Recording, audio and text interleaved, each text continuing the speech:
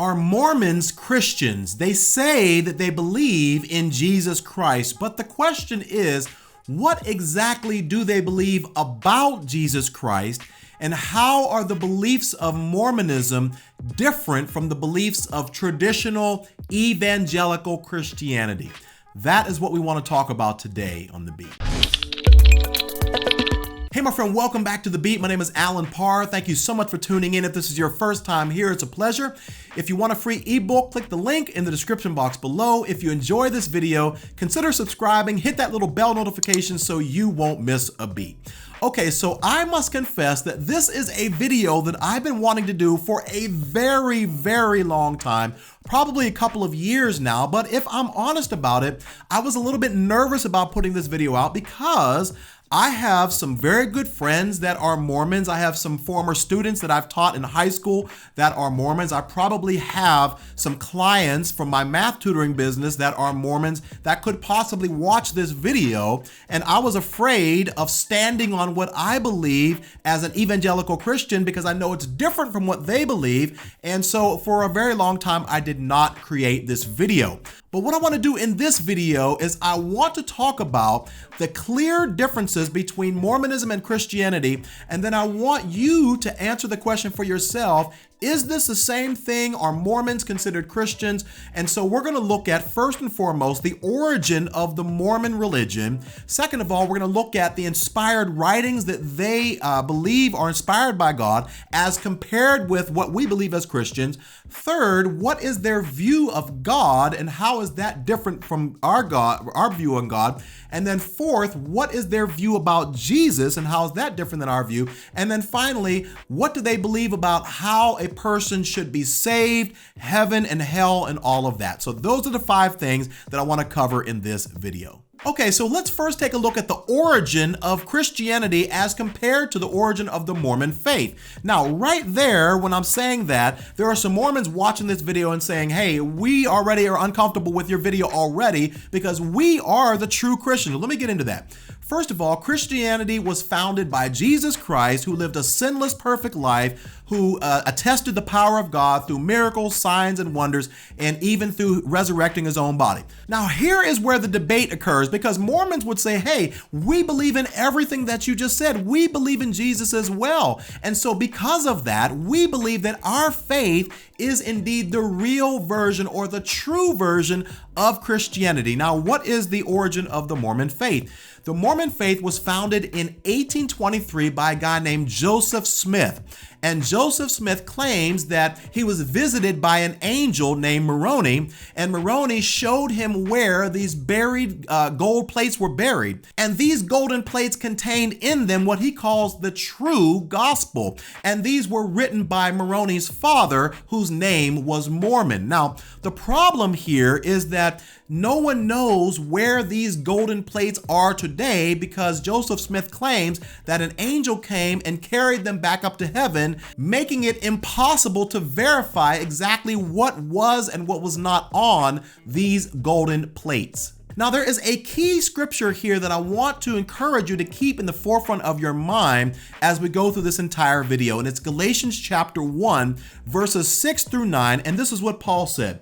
He says here, "But even if we or an angel from heaven should preach a gospel other than the one we preach to you, let them be under God's curse." Now, if we didn't get it already, he repeats himself because it is so important. He says in verse 9, "As we have already said, so now I say again, if anybody is preaching to you a gospel other than what you have accepted, let them be under God's curse." So Paul makes it very clear, if there's anything that I'm getting ready to talk about that is different from what Paul communicated, then it is not considered the true gospel. Now, let's move on to the second difference between Mormonism and evangelical Christianity, and that is their view of revelation, or what books they believe are inspired by God.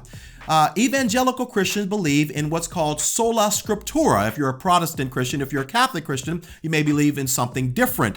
But Protestants believe in Sola Scriptura, which basically means we only believe that the Bible that we have today, the 66 books that we call the Bible, are the only inspired words of God. In other words, we believe in what's called a closed canon, which basically means we do not believe that God is giving any further revelation to add to or to contradict or to change anything that has already been revealed in the 66 books that we call the Bible. But the Mormons have a different view of inspiration or revelation. They actually have 4 different books that they believe were inspired by God.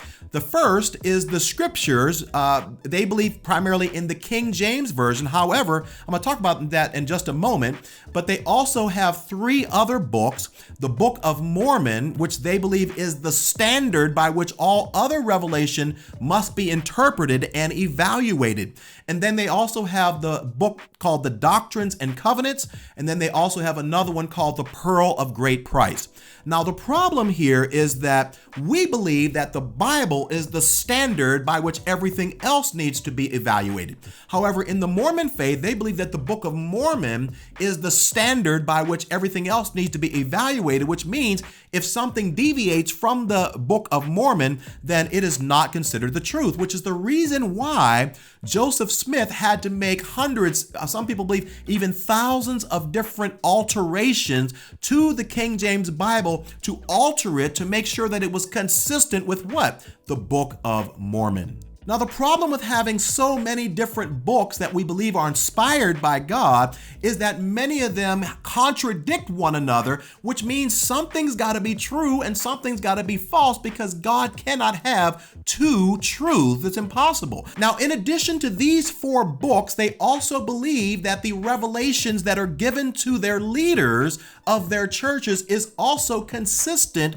with the scriptures and also considered to be inspired. So for the Mormons, the Book of Mormon is the standard. As a matter of fact, Joseph Smith, their founder, says this: "Take away the Book of Mormon and the Revelations, and where is our religion? We have none." Now, the third thing that I want to look at in this video, which is a major difference between the beliefs of Mormonism and the beliefs of traditional evangelical Christianity, is their view of God. Now, as traditional evangelical Christians, we believe that God is the uncreated creator. We believe that he is the uncaused cause, meaning no one ever created God. He always was, and he always will be. He existed in eternity past, and he will continue to exist in eternity future. Now, Mormons have a very, very different view of God. As a matter of fact, they believe that God used to be a man like us,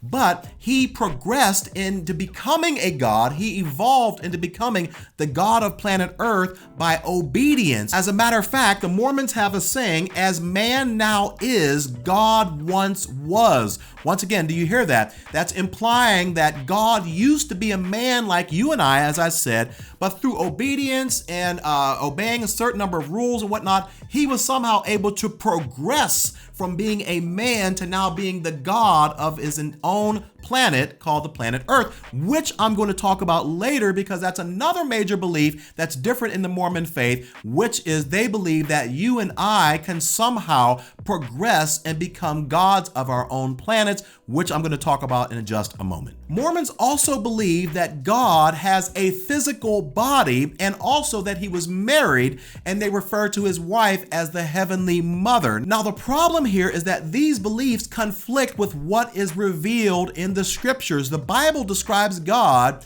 as the creator of all things. The Bible describes God as spirit, meaning he doesn't have a body, and the Bible does not describe God as being married and having a wife that we should refer to as the Heavenly Mother. So here is another major difference between the Mormon faith and traditional evangelical Christianity. But the last 2 differences are probably the most significant. First of all, let's talk about the difference between what we as Christians believe about Jesus Christ and what Mormons believe about Jesus Christ.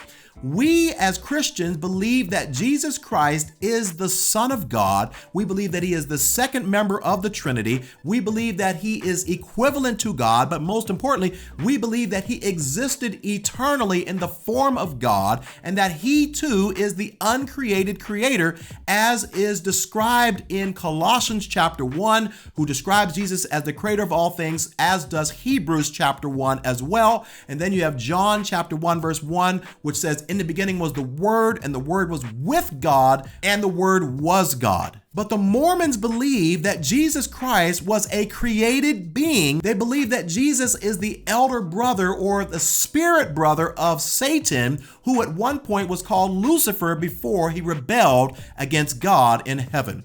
Now, the problem here, once again, is that this reduces Jesus Christ from being eternally God to being a created being, which is in complete contrast and contradiction with what the scriptures reveal about Jesus Christ being God in the flesh, the eternal self-existing one that always was and always will be. They also believe that Jesus had a wife as well, which once again is not revealed in any way, shape, or form in the scriptures at all. Now, the fifth difference is a huge one, and I really want you to understand the differences between mainstream Christianity and Mormonism when it comes to this idea of salvation. We as believers believe that salvation occurs whenever you place your faith in Jesus Christ and him alone. We believe that you do not have to work for your salvation. You don't have to earn your salvation. This is a free gift from God to anyone who places their faith in Jesus Christ. And the result of our salvation is that we would spend eternity in heaven and ultimately on the new earth with God and Jesus Christ and other believers. Now, salvation for the Mormon has a very, very different perspective.